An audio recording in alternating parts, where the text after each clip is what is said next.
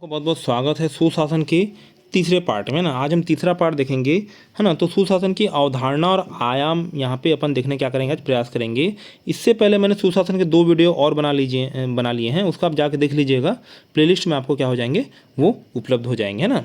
अब देखिए यहाँ पे सुशासन बहुत ही इंपॉर्टेंट अवधारणा है बोलना चाहिए यहाँ पे। और आज के जो यहाँ पे मतलब कुशासन के युग में सुशासन को ऐसा माना जाता है कि यह रेगिस्तान में पानी मिलने के बराबर है ना। क्योंकि सब तरफ यहाँ पे कुशासन रूपी रेगिस्तान रेत फैली हुई है, वहाँ पे सुशासन रूपी यहाँ पे पानी की या फिर किसकी जरूरत है, यहाँ पे एक मतलब उम्मीद की जरूरत है ना। तो सुशासन की अवधारणा और आयाम लाने के लिए यहाँ पे सबसे पहले भारत ने क्या किए थे, यहाँ पे सतत विकास लक्ष्य यहाँ पे निर्धारित किए गए थे, ताकि यहाँ पे सुशासन की अवधारणा को चरितार्थ किया जा सके। तो 2015 से 2030 तक के यहाँ पे भारत ने क्या किया था, यहाँ पे सीधे तौर पर सुशासन से जुड़ा माना जा सकता है। मतलब यहाँ पे सतत विकास लक्ष्य को आप सुशासन से कनेक्ट कर सकते हैं, जो कब से 2015 से 2030 तक के आया था, है ना। यह शासन समावेशन, यह शासन हो गया यहाँ पे, समावेशन हो गया यहाँ पे, भागीदारी हो गया यहाँ पे, अधिकारों एवं सुरक्षा में सुधार हेतु क्या है, समर्पित है। मतलब यहाँ पे शासन हेतु इंपॉर्टेंट है, यहाँ पे समावेशन हेतु इंपॉर्टेंट है, भागीदारी हेतु इंपॉर्टेंट है, अधिकारों हेतु इंपॉर्टेंट है, और सुरक्षा में सुधार हेतु क्या है, समर्पित है ना। तो कहीं ना कहीं यहाँ पे सतत विकास लक्ष्यों को हम पाकर क्या कर सकते हैं, सुशासन के मार्ग में अग्रसर हो सकते हैं, है ना। अब human development in south Africa, मतलब साउथ अफ्रीका में जो ह्यूमन डेवलपमेंट रिपोर्ट निकलती है, सॉरी साउथ एशिया है यहाँ पे, साउथ अफ्रीका नहीं है। तो ये 1999 रिपोर्ट निकली थी और इसके 3 आयाम बताए गए हैं। तो 3 आयाम क्या हैं बताएंगे गुड गवर्नेंस के। सबसे पहले तो यहाँ पे पॉलिटिकल गवर्नेंस, है ना। उसके बाद यहाँ पे इकोनॉमिक गवर्नेंस, और तीसरा अपने क्या हो जाएगा यहाँ पे सिविल गवर्नेंस, है ना। तो पॉलिटिकल गवर्नेंस मतलब यहाँ पे PUC अपने याद करते हैं, पॉलिसन अंडर कंट्रोल, वैसे यहाँ पे PEC याद रखो, है ना, PEC, है ना। तो क्या हो जाएगा अपने यहाँ पे P से पॉलिटिकल गवर्नेंस, E से इकोनॉमिकल गवर्नेंस यहाँ पे, और C से सिविल गवर्नेंस, है ना। तो कौन सी रिपोर्ट में आई थी यहाँ पे, human development in south Asia report 1999 में, है ना। मतलब मानव विकास हेतु, है ना, और सुशासन हेतु यहाँ पे 3 आयामों को बताया गया था, है ना। तो सुशासन की विशेषताएं क्या क्या हो जाएगी भाई यहाँ पे, है ना। देखते हैं यहाँ पे सुशासन की विशेषताएं, है ना। तो इसकी क्रमशः कुल 8 विशेषताएं हैं। तो सबसे पहले क्या होना चाहिए यहाँ पे, शासन को, है ना, जो शासन या सरकार, उसको सबसे पहले तो अकाउंटेबल होना चाहिए जनता के प्रति, है ना। और यहाँ पे, है ना, कॉन्शस यहाँ पे, है ना, कॉन्शस यहाँ पे ओरिएंटेड, मतलब यहाँ पे सहमति मूलकता, मतलब यहाँ पे सहमति मूलकता का तत्व तो उनमें होना चाहिए शासन में। उसका पारदर्शिता, ये तो बहुत ज़्यादा इंपॉर्टेंट है ना। और पार्टिसिपेटरी मतलब क्या हो जाएगा अपने यहाँ पे, भागीदारी, मतलब यहाँ पे आम जनों की भागीदारी, या पंचायत, या फिर जो, है ना, ग्रास रूट लेवल पे जो अपना बोलना चाहिए यहाँ पे, जो शासन प्रशासन है उसको यहाँ पे भागीदारी करना इंपॉर्टेंट है। उसका रिस्पॉन्सिव मतलब तुरंत प्रतिक्रिया जनक, मतलब अनुक्रियाशीलता भी कहीं ना कहीं यहाँ पे, है ना, अपना क्या बोलना चाहिए, उसकी मतलब एक विशेषता है सुशासन की, है ना। Follow the rules of law, है ना, जो भी यहाँ पे नियम कानून बनाए गए हैं अगर आप उसका पालन कर रहे हैं तो ये भी कहीं ना कहीं सुशासन के मार्ग में आगे बढ़ने हेतु प्रेरित करता है। उसका देखिए यहाँ पे 7वां पॉइंट क्या है, यहाँ पे इफेक्टिव एंड एफिशिएंट, मतलब यहाँ पे प्रभावशीलता आपकी बनी रहनी चाहिए यहाँ पे सुशासन लाने के लिए। जब तक आप प्रभावशील नहीं रहेंगे तब तक यहाँ पे सुशासन की आप कल्पना भी नहीं कर सकते। उसके क्या हो जाएगा यहाँ पे इक्विटेबल एंड इंक्लूसिव, मतलब यहाँ पे सभी को, मतलब समावेशी विकास, है ना। इंक्लूसिव ग्रोथ मतलब क्या जाएगा, समावेशी विकास की ओर आपको बढ़ने के लिए यहाँ पे इंक्लूसिवनेस को भी क्या करना पड़ेगा, यहाँ पे सुशासन हेतु फॉलो करना पड़ेगा। तो ये सब यहाँ पे 8 पॉइंट दिए गए हैं जो कि यहाँ पे सुशासन की विशेषताएं हैं, है ना। इसको ग्राफ में भी दिया गया है भाई यहाँ पे, है ना। तो ऐसे ग्राफ में आप बना सकते हैं। अब देखिए सुशासन हेतु रणनीतियाँ, है ना। तो क्या क्या रणनीति अपनानी चाहिए यहाँ पे, मैंने पहले पिछले वीडियो में बताया था कि क्या क्या रणनीतियाँ आप सुशासन हेतु अपना सकते हैं, है ना।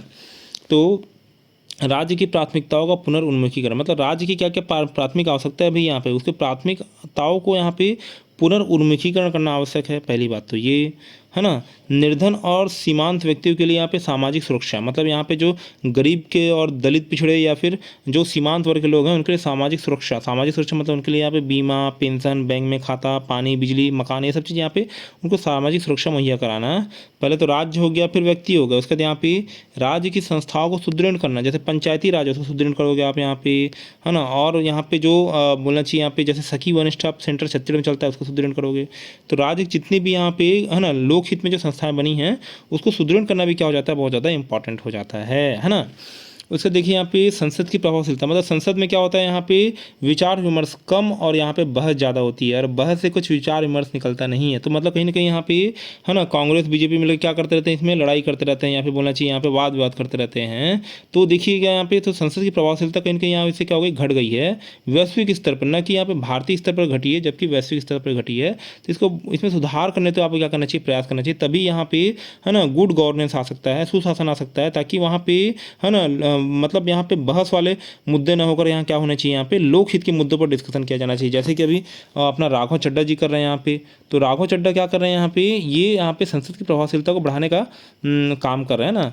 तो ये हो जाएगा अपना राघव चड्ढा हो गया। अब नागरिक समाज के साथ नए गठजोड़, है ना, आप नागरिक समाज से क्या करोगे, यहाँ पे नए गठजोड़ स्थापित करोगे, तो इससे भी कहीं ना कहीं यहाँ पे सुशासन की राह में आप क्या बढ़ोगे, आगे बढ़ोगे ना। अब देखिए विश्व बैंक के अनुसार सुशासन के तत्व क्या क्या है भाई यहाँ पे, तो यहाँ पे 200 प्लस देशों के लिए 6 प्रमुख संकेतक उन्होंने बनाए हैं, है ना। कुल यहाँ पे कितने देश हैं यहाँ पे, है ना 293 ऐसे कुछ देश हैं क्या, या ऐसे कुछ होना चाहिए यहाँ पे ना, एक बार इसको कंफर्म कर लीजिएगा। टोटल देश यहाँ पे पर 200 प्लस देशों के लिए उन्होंने क्या किए हैं, 6 प्रमुख संकेतक उन्होंने बनाए हैं। सबसे पहले क्या हो जाएगा, मताधिकार और उत्तरदायित्व, है ना।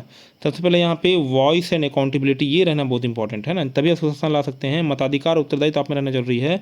पॉलिटिकल स्टेबिलिटी, मतलब यहाँ पे राजनीतिक सत्ता स्थिर रहे, जैसे यहाँ पे बीजेपी की सत्ता बनी हुई है तो वो क्या स्थिर है।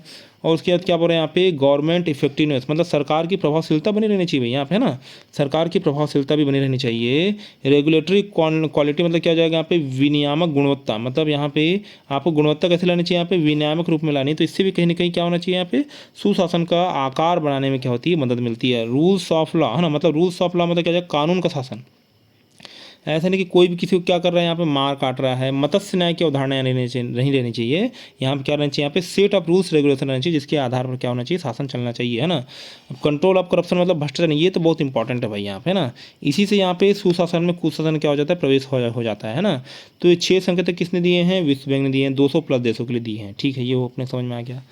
अब टेप मैनेजमेंट क्या होता है भाई यहाँ पे, TAP, तो टेप से यहाँ पे ट्रांसपेरेंट मतलब पारदर्शिता, अकाउंटेबिलिटी मतलब यहाँ पे अकाउंटेबल मतलब उत्तरदायित्व यहाँ पे, और पेपरलेस मतलब यहाँ पे बिना पेपर के, है ना, मतलब इससे पारदर्शिता कहीं ना कहीं आएगी।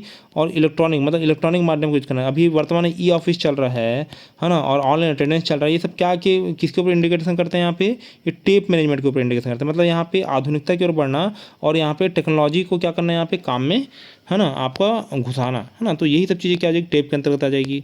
तो उससे भी आप सुशासन के मार्ग में क्या हो सकते हैं, आगे आ सकते हैं। अभी देखिएगा गवर्नमेंट ऑफिस में कर्मचारी जो रहते हैं वो टाइम पे नहीं आते, है ना 10 बजे टाइमिंग है, वो 11 बजे 12 बजे ऐसे आते हैं। तो उसमें नकेल तभी कसनी होगी जब आप यहाँ पे ऑनलाइन अटेंडेंस का उपयोग करेंगे, है ना। कुछ फाइल यहाँ पे दबाते हैं शासकीय अधिकारी कर्मचारी, है ना, लाल फीताशाही यहाँ पे, ये सबसे बड़ा बोलना चाहिए यहाँ पे एक विष है यहाँ पे सुशासन के लिए।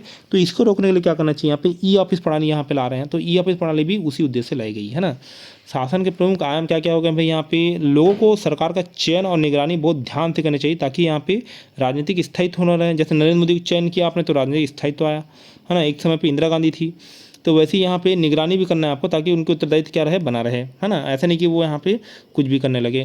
अब देखिए सरकार की क्षमता, तो सरकार की क्षमता कैसे बढ़ेगी यहाँ पे, तभी बढ़ेगी, सरकार की क्षमता के ऊपर भी ध्यान देना चाहिए, सरकारी क्षमता बढ़ाने के ऊपर, है ना। इससे दक्षता, नीति निर्माण और विनिमय गुणवत्ता क्या होती है, इससे बढ़ती है। नागरिक राज्य सम्मान मतलब क्या हो जाएगा, मतलब यहाँ पे अगर आप इसको फॉलो करेंगे तो इससे क्या हो जाएगा, कानून का शासन यहाँ पे क्या हो जाएगा, बना रहेगा, और भ्रष्टाचार पर क्या लगेगा, अंकुश लगेगा, उसके ऊपर लगाम लगेगा, उसके ऊपर क्या होगा, नियंत्रण होगा, है ना।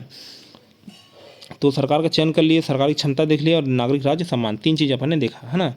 अब यहाँ पे स्मार्ट गवर्नमेंट क्या होता है, स्मार्ट गवर्नमेंट वही है जो क्या करती है यहाँ पे, गुड गवर्नेंस और ई गवर्नेंस को क्या कर लेती है, यहाँ पे जोड़ लेती है ना।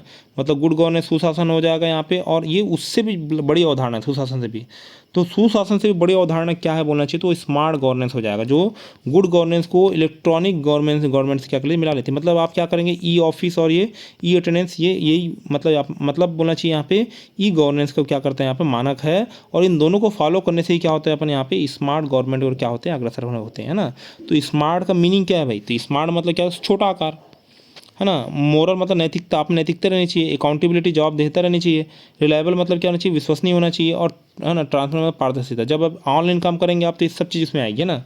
फाइलों का साइज कम हो जाएगा, नैतिकता रहेगी आपकी, है ना, जवाबदेहिता बनी रहेगी, विश्वसनीयता रहेगी, है ना, क्योंकि ऑनलाइन जो भी सामग्री उपलब्ध कराई जा रही है वो विश्वसनीय है।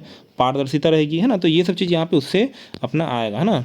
तो स्मार्ट शासन का उद्देश्य नौकरशाही का आकार क्या करना है, यहाँ पे घटाना और पारदर्शिता को बढ़ाना। मतलब यहाँ पे इतने सारे IAS IPS हो गए, इतने सारे अधिकारी हो गए, तो नौकरशाही का आकार को घटा दो, है ना। जब आप ई ऑफिस ये सब अगर यूज करोगे तो नौकरशाही का आकार ऑटोमेटिक क्या हो जाएगा, यहाँ पे गवर्नमेंट घटा लेगी और इससे क्या हो जाएगा, यहाँ पे पारदर्शिता बढ़ेगी और जनता में क्या हो जाएगा, प्रशासन के प्रति जो विश्वास है वो क्या हो जाएगा, जागृत हो जाएगा और वो बना रहेगा ना। तो वीडियो में बने रहने का आपका बहुत बहुत धन्यवाद। आपका दिन क्या हो, शुभ हो।